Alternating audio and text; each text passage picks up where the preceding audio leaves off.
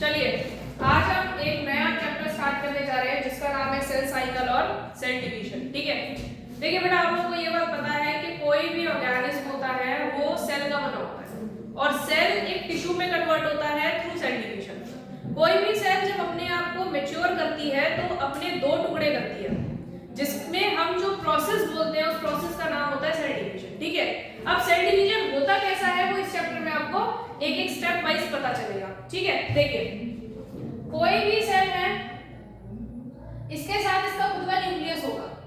चलिए अगर कोई भी एक ऐसी सेल जिसके पास इसका परफेक्ट न्यूक्लियस नहीं हो सकता है तो उसके पास उसका न्यूक्लिक मटेरियल कुछ तो होगा। उस सेल का नाम क्या होता है बताइए? कोई भी प्रोकैरियोटिक सेल, मैंने क्या बोला था?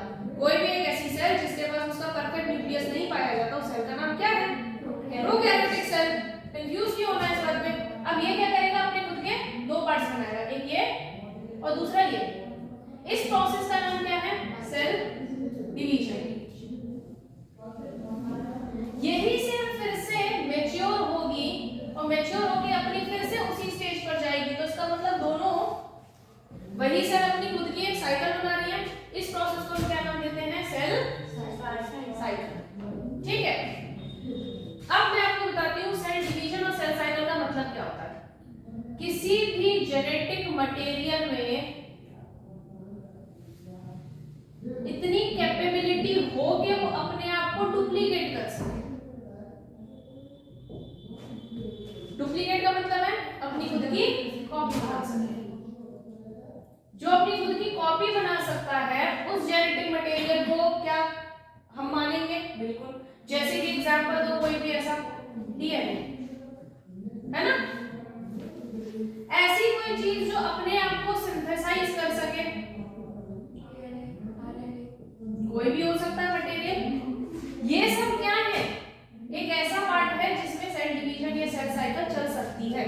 अगर कोई सेल अपने आप को डिवाइड करने की कैपेबिलिटी रखती है तो वो पक्का और पक्का अपनी साइकिल खुद की बनाएगा। ठीक है, उसको हम क्या नाम देते हैं? Cell cycle. ठीक है, इससे हमारा फायदा क्या है सेल डिवीजन और सेल साइकिल से? कि कोई भी सेल है वो अपने आप को मेंटेन करके चल रही है, अपने आप की शेप को, साइज को, सब चीज को वो बैलेंस और मेंटेन करके चल रही है, जिससे आने वाली जो जनरेशन होगी वो भी उसी के जैसे पार्ट की बन जाएगी। अगर कोई सेल बड़ी ही ना हो या कोई सेल डिवाइड ही ना हो तो वो अपने आप में ही अपना अपना बनाती चलेगी। उससे क्या होगा? एक ही ऑर्गेनिज्म वो ही अपना जायंट साइज का हो सकता है, इसीलिए अपने आप को डिवाइड करना जरूरी है। इससे पहले कि क्या हुआ था कि बहुत सारे साइंटिस्ट ने इस बारे में नाम लिया था, जैसे कि मैं आपको बताती हूँ।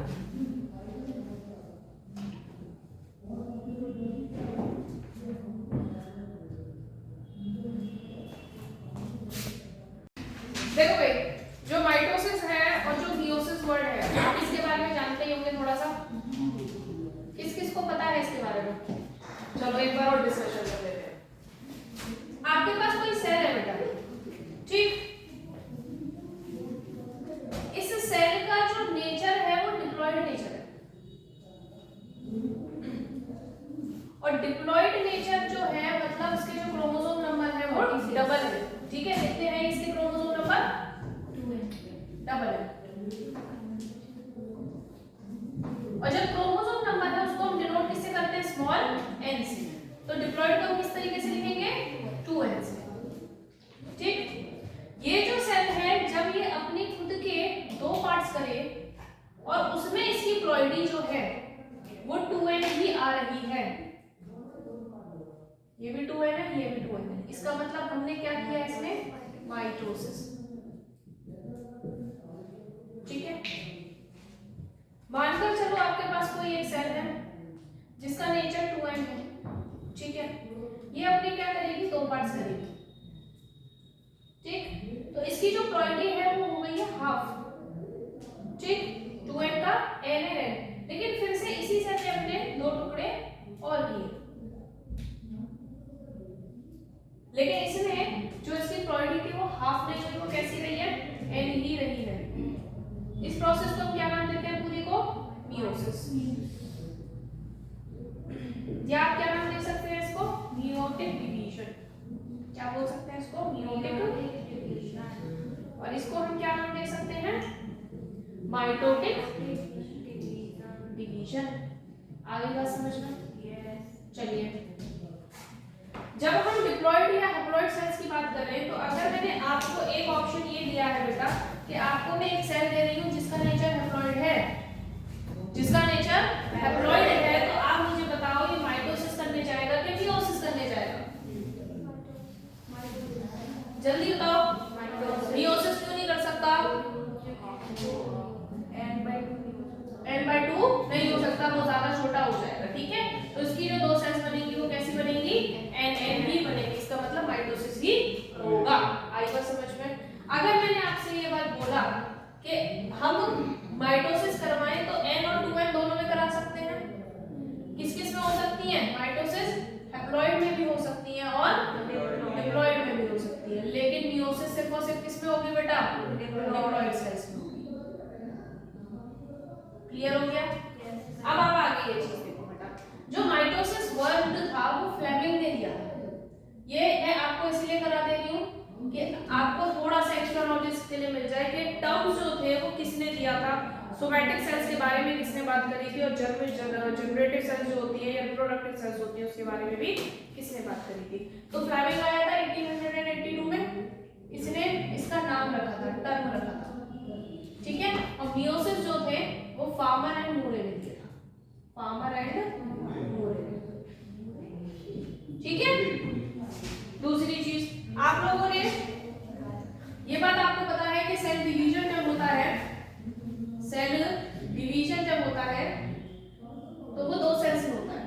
एक सेल होती है आपके पास सोमैटिक सेल्स और दूसरी सेल होती है आपके पास जनरेटिव सेल। जनरेटिव सेल्स को क्या है? रिप्रोडक्टिव सेल का नाम दे दूं? Reproductive cell. क्या मैं इसको एक और नाम दे दूं? जर्म सेल का नाम दे दूं? कोई परेशानी तो नहीं है किसी को?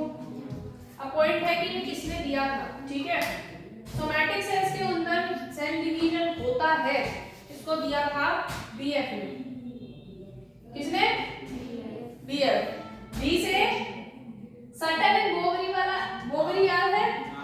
क्या दिया था सटन एंड बोवरी ने? मेंडल वाला चैप्टर उसमें पढ़ा था ना मेंडल वाला चैप्टर। फिर आओ एंड एफ फॉर फ्लेमिंग। तो फ्लेमिंग आपका दो जगह यूज हुआ है बेटा। एक तो सोमैटिक सेल्स रिप्रोडक्शन करती है, ये फ्लेमिंग ने दिया था, और फ्लेमिंग ने ही टर्म माइटोसिस भी रखा था। डन? आ जाओ, इसने दिया था, इसमें चार साइंटिस्ट है बेटा। पहला है सटन एंड बोवरी का बोवरी, एक है बेनेडियन, एक था विनी मॉर्टन, और दूसरा है बेटा स्ट्रासबर्गर। भूख तो नहीं लगाई? थोड़ी सी लगी होगी। चलो आ जाओ, आगे बात समझ में। अगर मैं इसको उल्टा कर दूं तो मैं ये कहूंगी बोवरी एंड फ्लेमिंग ने ये कहा था कि जब रिप्रोडक्शन या सेल डिवाइड करेगी तो वो सोमैटिक सेल्स के अंदर भी होगी ही, लेकिन ये चारों ये कह कर गए थे कि जब सेल आएगी या डिवाइड करेगी वो जनरेटिव सेल या रिप्रोडक्टिव सेल के अंदर भी होगी। लेकिन डिफरेंस इतना होता है कि जो जनरेटिव सेल्स होती है वो अपने नंबर को, क्रोमोसोम नंबर को हाफ कर देती है। क्रोमोसोम नंबर, इसमें chromosome number reduce to half, बस इतना ये कंफर्म हो चुका था। आगे बात समझ में? नोट कर लो जल्दी से।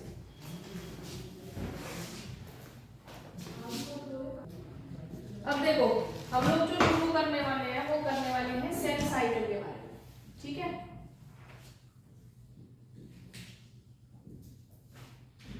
ठीक है, एक चीज मैं आपको बताती हूँ। हम लोग जब एम्ब्रियोनिक कंडीशन में होते हैं तो उस समय पे दो तरह की सेल्स होती हैं। वही सेल्स है जो अभी पढ़ी थी, एक थी सोमैटिक सेल्स और दूसरी थी जनरेटिव सेल्स। ठीक है, दोनों सेल्स रिपीटेड डिवीजन करती है। हमारे टाइम पर नहीं, एम्ब्रियोनिक टाइम की बात कर रहे हैं। एम्ब्रियोनिक टाइम में सोमैटिक सेल्स और जनरेटिव सेल्स जो होती हैं वो रिपीटेड डिवीजन करती हैं। जो डिवीजन या तो कुछ मिनट्स का हो सकता है या फिर वो कुछ दिन का हो सकता है। बात आ रही है समझ में? इस टाइम को हम जनरेशन टाइम का नाम देते हैं। आगे बात समझ में? लिखे इस बात को। During embryonic time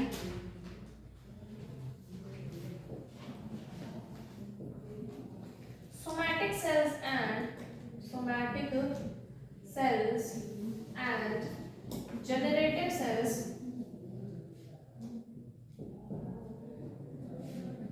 undergo repeated division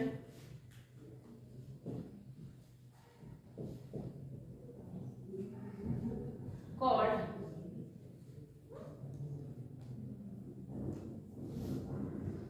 generation time।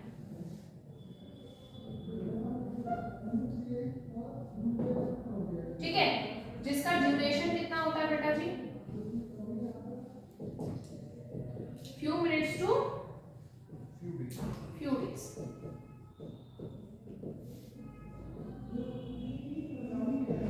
आगे बात समझ में इतनी, ठीक है। दूसरी चीज, अगर मैं तुम लोगों से ये बात बोलूं कि जो सेल साइकिल चल रही है वो कंटिन्यूसली चल रही है हर जनरेशन में, तो क्या मैं ये नहीं कह सकती कि ये जो सीरीज है वो जेनेटिकली कंट्रोल होती जा रही है? क्योंकि हम उसको हाफ भी कर रहे हैं, लेकिन जब सीरीज चल रही है तो जेनेटिकली हमारी वो चीजें बैलेंस्ड है। तो सेल साइकिल आपको एक चीज और देती है, वो क्या देती है? Genetically it is a controlled series of division. Clear? ठीक, हमारे पास जो सेल साइकिल होता है बेटा वो कितने तरीके के होते हैं? हाँ, सेल साइकिल। आ जाओ इसके बारे में थोड़ा सा बात करते हैं। सेल साइकिल हमारे पास दो हैं, कौन कौन सी हैं? एक होती है इंटरफेस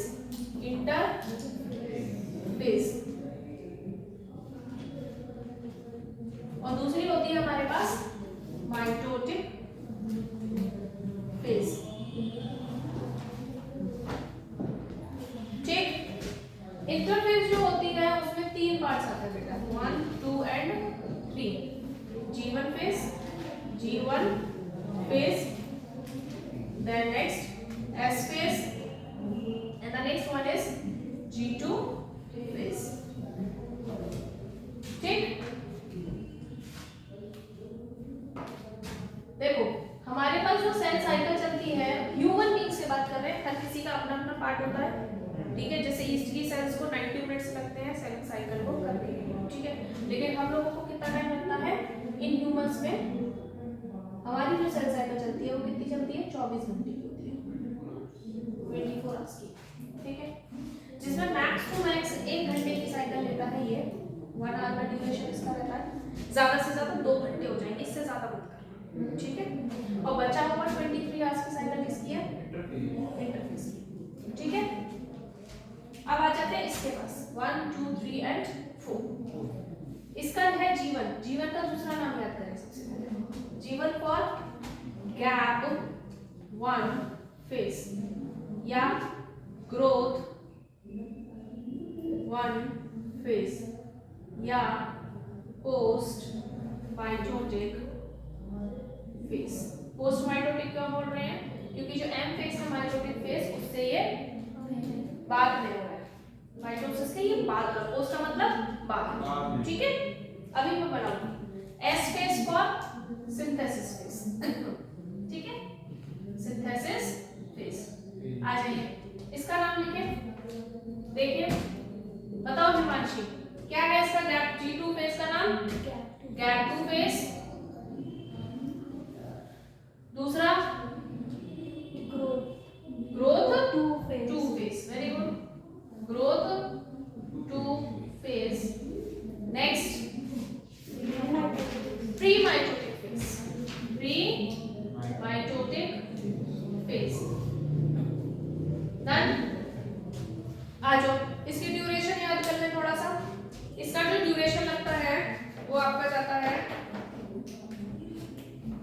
10 घंटे, 9 घंटे और 4 घंटे। गिनो कितना हो गया? 20 हो गया, और 1 घंटा वहां पे हो गया। 24 घंटे की साइकिल करा दी हमने।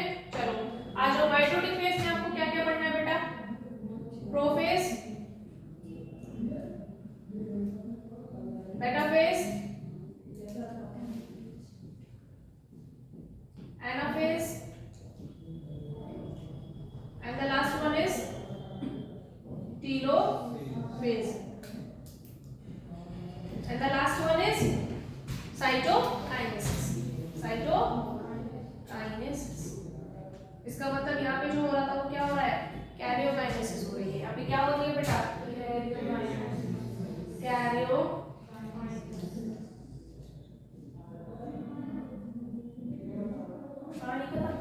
ठीक है।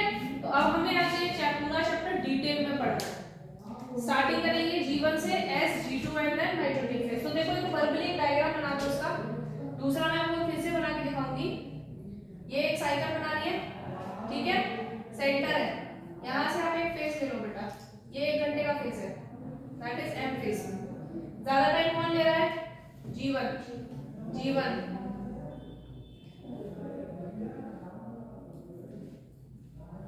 S और G2। आगे बात समझ में। मैंने इसको पोस्ट माइटोटिक क्यों बोला है बेटा, क्योंकि माइटोटिक होने के बाद, माइटोसिस होने के बाद ये जीवन में तो एंटर करेगा, तो एम फेज होने के बाद है, इसीलिए इसको हम पोस्ट माइटोटिक बोल रहे हैं। और माइटोसिस से पहले ये G2 आता है, इसीलिए मैंने इसको क्या नाम दिया है बेटा, प्री माइटोटिक फेज। ठीक है, नोट करो, फिर मैं एक बड़ा सा डायग्राम इसका बनाऊंगी, इसमें क्या क्या चेंजेस होते हैं वो बताएंगे। चलो, तो अब हम एक सेल साइकिल का एक बड़ा सा स्ट्रक्चर बनाएंगे, जिसमें हम ये देखेंगे कि G1, S, G2 और M फेज में क्या क्या चेंजेस आते हैं। ठीक है, चलो मेरे साथ ड्रॉ कर लो।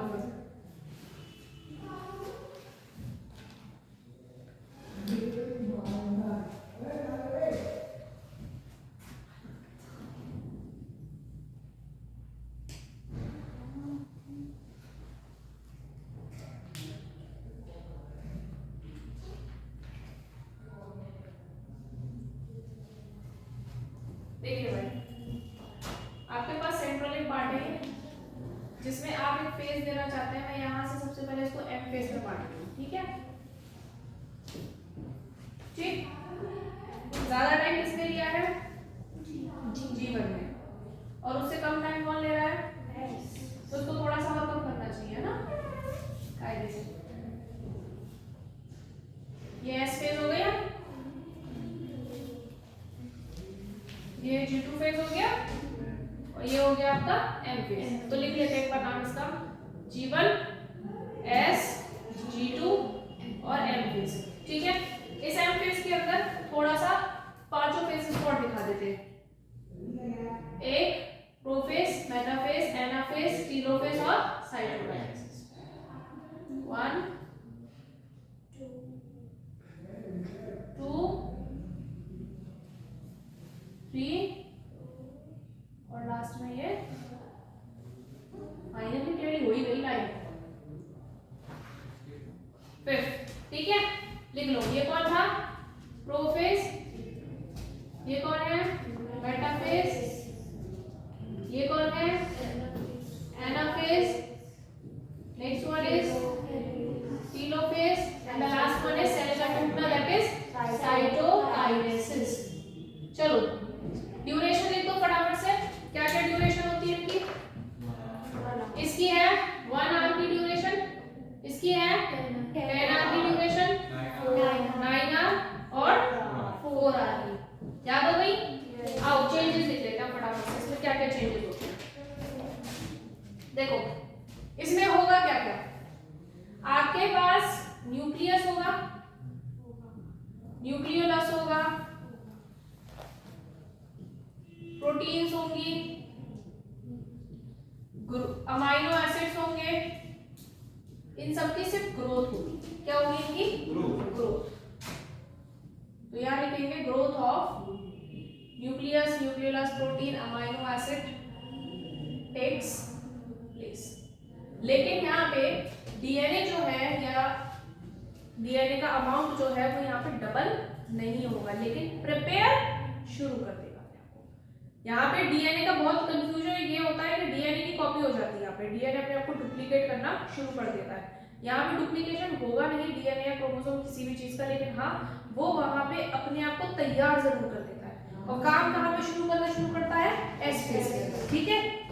डीएनए या preparation of DNA duplication starts, ठीक है। आ जाइए इधर आ जाते हैं, इधर क्या होगा, डीएनए का डुप्लीकेशन होगा, डबल होगा डीएनए डुप्लीकेशन। प्रोटीन्स कौन सी वाली प्रोटीन्स है बेटा, वो भी लिख ही लो आप, हिस्टोन प्रोटीन्स, हिस्टोन प्रोटीन्स। और आपके पास सेंट्रियोल डुप्लीकेट करेगा, ठीक है, ये सब चीजें डुप्लीकेट करेंगी। और G2 फेज में क्या होता है, आपके पास सिर्फ आरएनए और प्रोटीन ही सिंथेसाइज करेगी, प्रोटीन सिंथेसाइज करेगी, बाकी यहाँ पे कोई और काम नहीं होगा। आएगा समझ में। यहाँ पे तैयारियां करनी है, सिर्फ ग्रोथ करानी है। यहाँ पे डीएनए को, प्रोटीन को डबल करने की कोशिश करना, क्रोमोसोम नंबर डबल नहीं हो रहा है, यहाँ पे डीएनए डबल होगा और यहाँ पे वही डीएनए आधा हो जाएगा। सही बात है ना, तभी तो मियोसिस करने जाएगा, माइटोसिस या मियोसिस। अगर उसने माइटोसिस कर ली तो वो वही रखेगा, और अगर वो मियोसिस करने चला गया तो यहाँ पे अगर 2n है तो वो क्या हो जाएगा, एस फेज के अंदर 4n हो जाएगा। लेकिन जैसे ही हम यहाँ पे 4n को लेकर जाएंगे वो फिर से किस में कन्वर्ट हो जाएगा, तो मतलब यहाँ पे डबल कर रहे हैं तो उधर हम उसको हाफ करने की कोशिश कर रहे हैं। और G2 फेज में क्या होता है, आरएनए और प्रोटीन सिंथेसाइज करती है, लेकिन ये करती कैसे है वो मैं आपको कल के लेक्चर में बताऊंगी। लेकिन एक चीज मैं आपको यहाँ जरूर बताऊंगी कि कोई एक ऐसी सेल होती है, अगर वो अपने आप को डिवाइड करना नहीं चाह रही है तो वो एक नए फेज में चली जाती है जिसका नाम होता है G0 फेज, जिसका नाम पूरा क्या होता है, वो एसेंट फेज। क्या आप मुझे कोई भी एक ऐसी सेल का नाम बता सकते हैं जो डिवाइड करना पसंद नहीं करती है, न्यूरॉन्स, नर्व सेल, ठीक है। या एक ऐसी सेल जो डेड हो चुकी है या नहीं चाह रही है, वो भी अपने आप को G0 फेज के अंदर डाल देंगी। एक इनएक्टिव फेज ये सेल साइकिल का होता है। आया समझ में, कर लो।